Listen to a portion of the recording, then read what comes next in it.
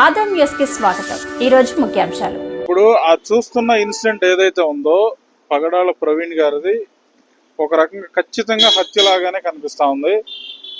దీన్ని ఇన్వెస్టిగేట్ చేసి రాష్ట్ర పోలీసులు యాక్సిడెంట్ గా అని తేల్చారు. క్రైస్తవ సమాజం మొత్తం ఏకరువుగా ఇది హత్య అని మొరపెడతా ఉంది.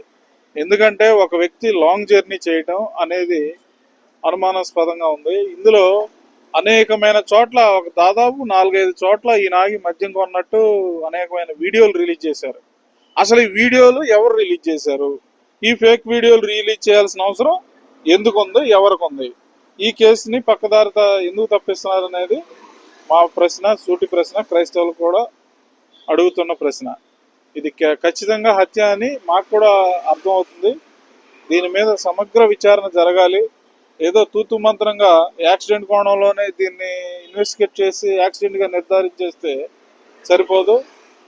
సిబిఐ ఎంక్వైరీ జరగాలి, లేదా సుప్రీంకోర్టు మా కృష్ణ గారు చెప్పినట్టు సుప్రీంకోర్టు సిట్టింగ్ జడ్జితో విచారణ జరగాలి. పూర్తిగా నిజ నిర్ధారణ బయటికి రావాలి. ఆయన ఫేక్ వీడియోలు ఎవరు క్రియేట్ చేశారు? హెల్మెట్లని ప్రతి చోట హెల్మెట్ ధరించి మూతికి మాస్క్ కట్టుకునే ఉన్నాడు, కానీ ఎక్కడన్నా తాగింది వీడియో ఉందా?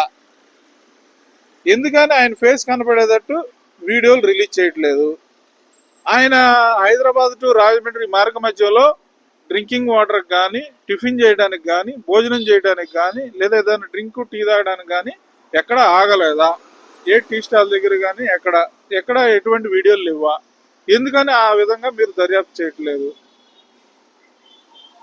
ఆయన ఎందుకని ఎక్కడ చూసినా హెల్మెట్ పెట్టుకున్నాయి, మాస్క్ ధరించిన వీడియోలే మీరు బయట పెట్టి ఈయన ఏదో తాగి ఉన్నాడనే విధంగా సమాజాన్ని నమ్మించి పక్కదారి పెట్టించాలనేది విచారకరం. దీన్ని తీవ్రంగా ఖండిస్తా ఉన్నాం. ఈ విధంగా క్రైస్తవ సమాజం స్పందించడం చాలా అభినందనీయం. అదేవిధంగా అన్ని రకాలుగా కూడా క్రైస్తవ సమాజంలో యూనిటీ రావాలి.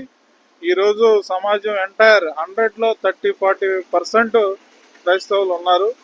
వీళ్ళందరూ యూనిటీగా ఉంటే ఈ కేసును బలంగా ముందుకు తీసుకెళ్లొచ్చని మీకు తెలియజేస్తాం.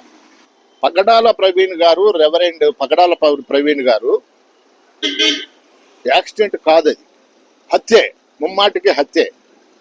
ఆయన్ని కిడ్నాప్ చేసి హైదరాబాద్లోనే కిడ్నాప్ చేసి అతను డూపుగా వ్యవహరించి అతను హత్య చేసి అతను మద్యం తాగాడు అని ప్రజల్లో ఒక భ్రమ కలిగించడం జరిగింది. ఎందుకంటే ఎక్కడైనా కూడా పోస్ట్ మార్టం రిపోర్ట్ అనేది 24 గంటల్లో వస్తుంది, లేదంటే 3 రోజుల్లో వస్తుంది.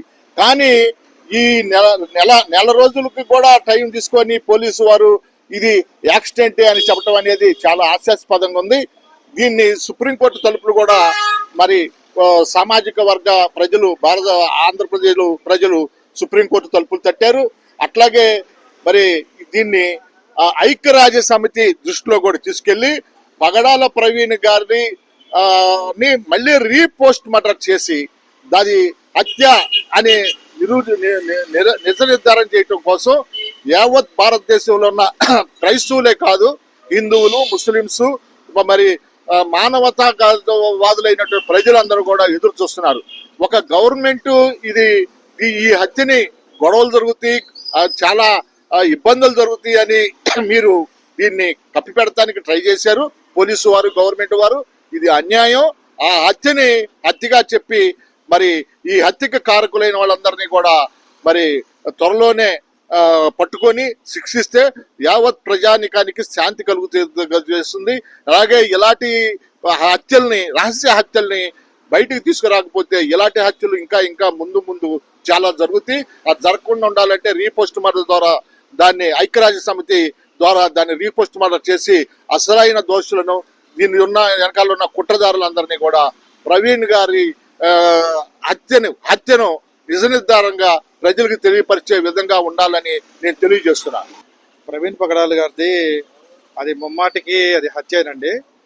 అది ఇన్ని రోజులుగా పోస్ట్ మార్టం రాకుండా అధికారులు, గవర్నమెంట్ దాన్ని కప్పిపుచ్చి ఇంకా దాన్ని యాక్సిడెంట్గా క్రియేట్ చేసి అతను హైదరాబాద్ నుంచి రాజమండ్రి వరకు వచ్చి బైక్ మీద జర్నీ చేసింది అని, ఆయన వచ్చింది మాస్క్ పెట్టి హెల్మెట్ పెట్టుకున్నది మాత్రం కనపడుతుంది.